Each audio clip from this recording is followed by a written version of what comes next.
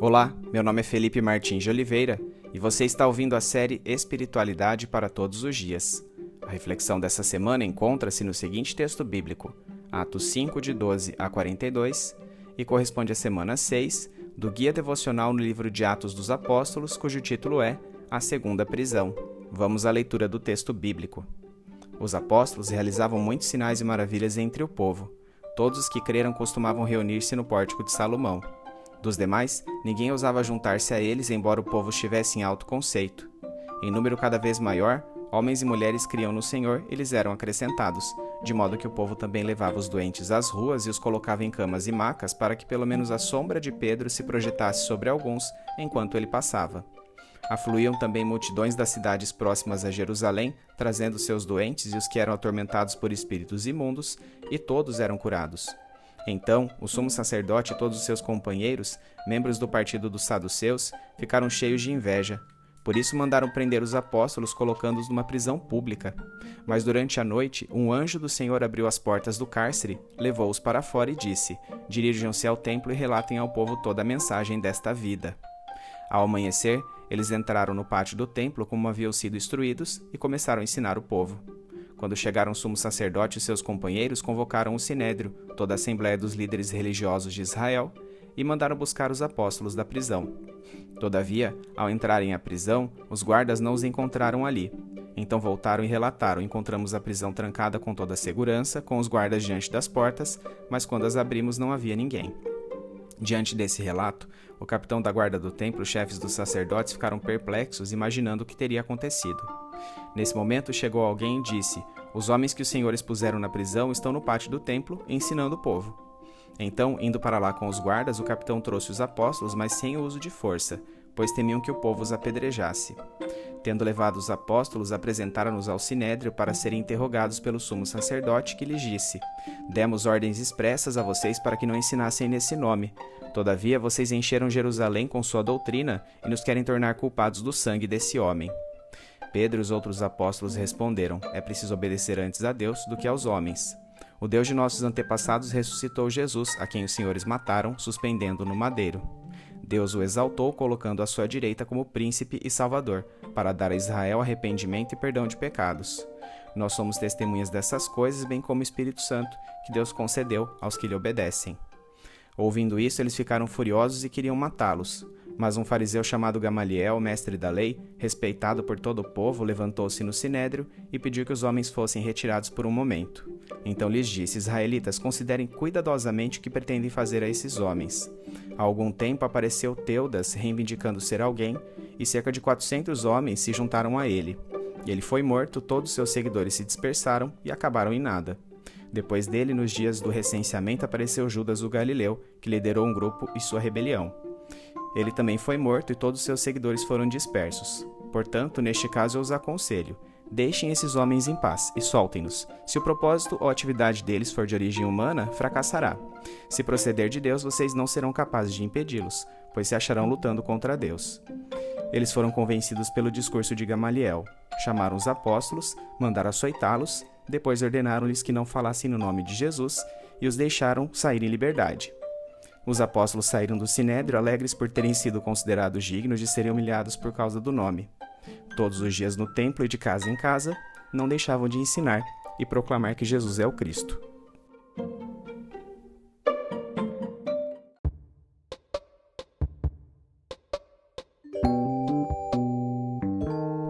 Embora o número cada vez maior de pessoas cresce no Senhor, muitos receavam unir-se à igreja por causa dos acontecimentos envolvendo a morte de Ananias e Safira.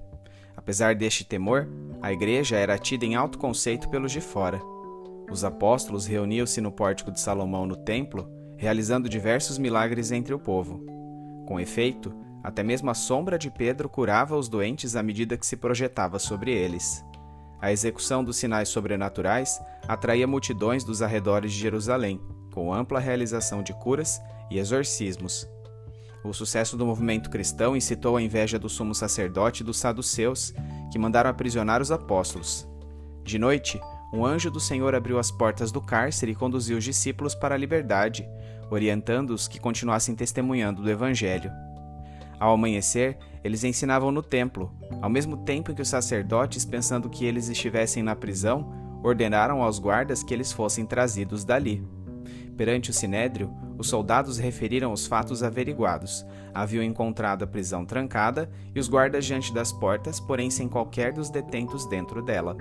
Com isso, o capitão e os chefes dos sacerdotes ficaram perplexos. Nesse ínterim, alguém informou aqueles homens que os apóstolos encontravam-se no templo ensinando. Então o capitão da guarda trouxe-os sem o uso de força, pois temia uma reação contrária do povo. Diante do sinédrio, os apóstolos foram advertidos pelo sumo sacerdote. A resposta de Pedro é um testemunho poderoso e começa com a seguinte declaração emblemática: é preciso obedecer antes a Deus do que aos homens. Pedro continua seu discurso contrastando a aviltante humilhação a que seus ouvintes haviam submetido Jesus, crucificando-o, com a exaltação concedida a ele por Deus, colocando à sua direita como príncipe e salvador. Tal posição permite a Jesus perdoar os pecados da nação de Israel, caso ela se achegasse a ele mediante arrependimento. O dom das línguas e os sinais miraculosos realizados pelos discípulos por intermédio do Espírito Santo testemunhavam que Jesus, o Messias, de fato fora constituído Salvador, detendo tal prerrogativa de perdão.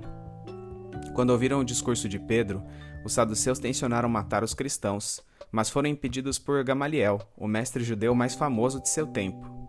Gamaliel aconselhou que a atividade da igreja primitiva transcorresse livremente, uma vez que todos os movimentos messiânicos anteriores por eles acompanhados, fosse o encabeçado por Teudas ou o liderado por Judas Galileu, fracassaram espontaneamente. Se esta onda religiosa realmente proviesse de Deus, argumentou o mestre da lei, então prosperaria. Se tivesse origem humana, fracassaria. Convencidos por Gamaliel, os demais religiosos condenaram os apóstolos a açoites, reiterando sua repreensão para que não mais falassem sobre Jesus. Alegres por terem sido considerados dignos de sofrer pelo nome de Jesus, os apóstolos retiraram-se da presença do sinédrio. Como a tensão entre cristãos primitivos e judeus era crescente, os discípulos passaram a fazer suas reuniões não apenas no templo, mas também nas casas, proclamando que Jesus é o Messias, isto é, o Cristo.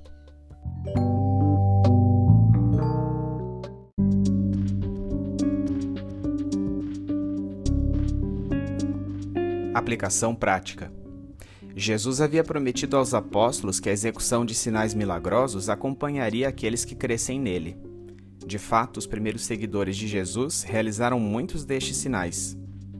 Ao longo da história da Igreja e na atualidade, contudo, milagres têm sido objeto de debate. Por um lado, a existência desses eventos sobrenaturais atestou a autoridade conferida por Jesus a seus apóstolos na Igreja primitiva e mostrou a insuficiência de uma explicação meramente material para o mundo. Esses dois aspectos foram de particular confronto com os saduceus, posto que eram bastante nominais em sua prática religiosa, não crendo em milagres e desconsiderando também a realidade espiritual. Por outro lado, há 3 perigos envolvendo os milagres que causam bastante confusão ainda hoje, os quais precisam ser evitados. Primeiro perigo: a veneração equivocada de objetos e ou de indivíduos. O manto de Jesus, a sombra de Pedro e os lenços de Paulo são exemplos de itens usados por Deus para veicular milagres aos enfermos.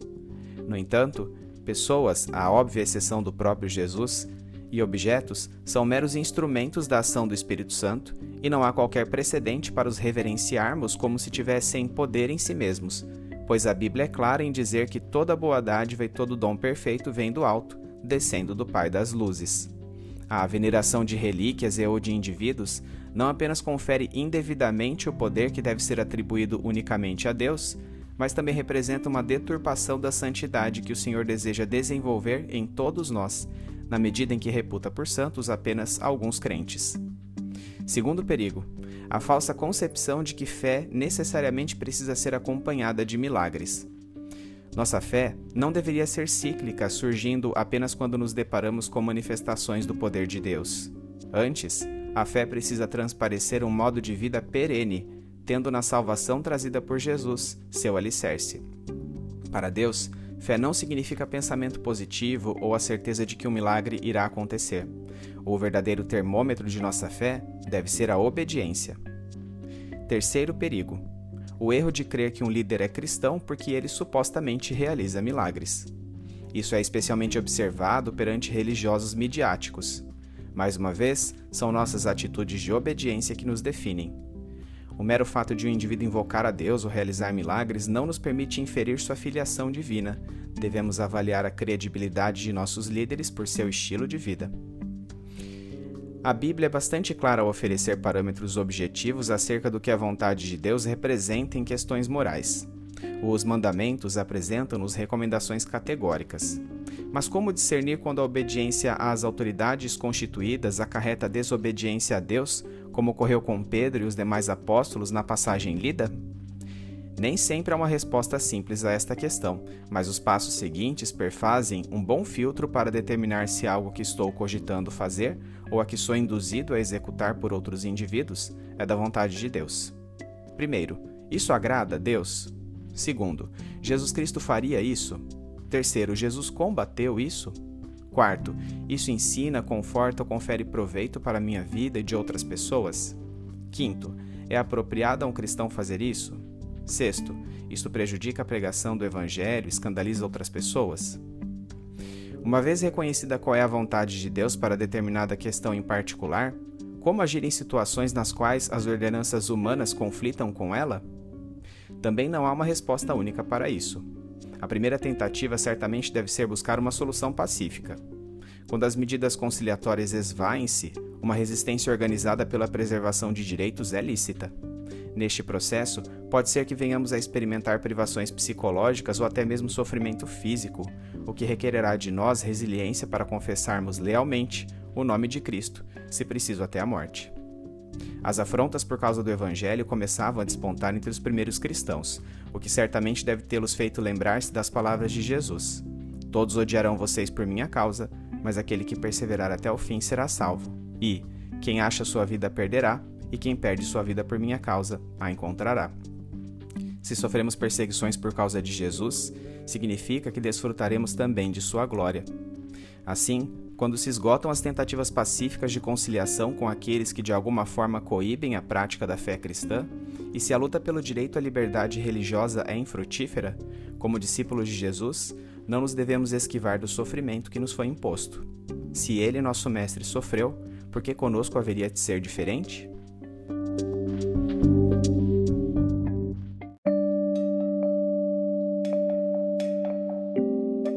Trazendo da mente para o coração. Senhor, como cristão ocidental do século XXI, perseguição religiosa, para mim, é sinônimo de fato histórico ou de fenômenos que ocorrem do outro lado do mundo. Imediatamente penso em violência física, açoites, espancamentos ou outras formas de tortura. Lembro-me dos relatos horrendos das execuções dos meus irmãos chineses, norte-coreanos, do mundo muçulmano e de diversos países da África. Contrasto esses eventos com as coações psicológicas e afrontas sofridas por causa da integridade cristã, as quais vivencio no ambiente de trabalho, entre colegas e até mesmo no seio familiar. Apesar do sofrimento inerente a esta perseguição, não posso deixar de lamentar o que percebo ser agora um certo egoísmo de minha parte, posto que a intensidade daquilo por que passam os cristãos orientais é infinitamente maior do que a que experimento.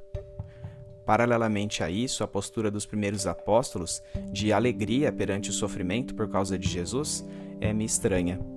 A análise do meu próprio coração demonstra que não senti qualquer alegria quando deixei de galgar determinado posto de trabalho, quando fui demitido pela integridade em meu emprego ou quando meus parentes zombaram de minha fé.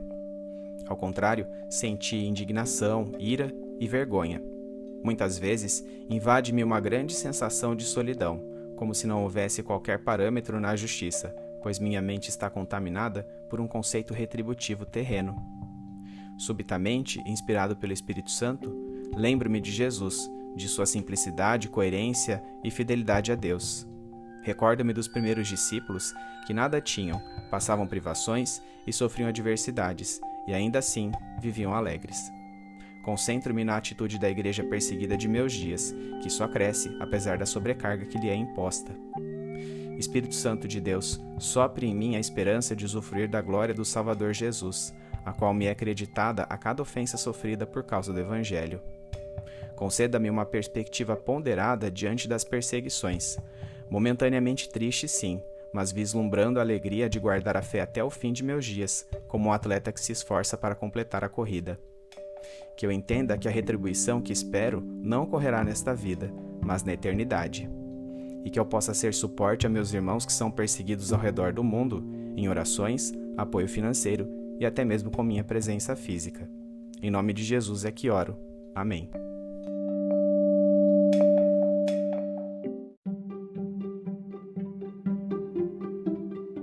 Medite mais sobre este texto ao longo da semana. Domingo, leia o texto de Atos 5, 12 a 42, bem como os comentários sobre ele. Segunda-feira, relembre os eventos transcorridos no texto que lemos.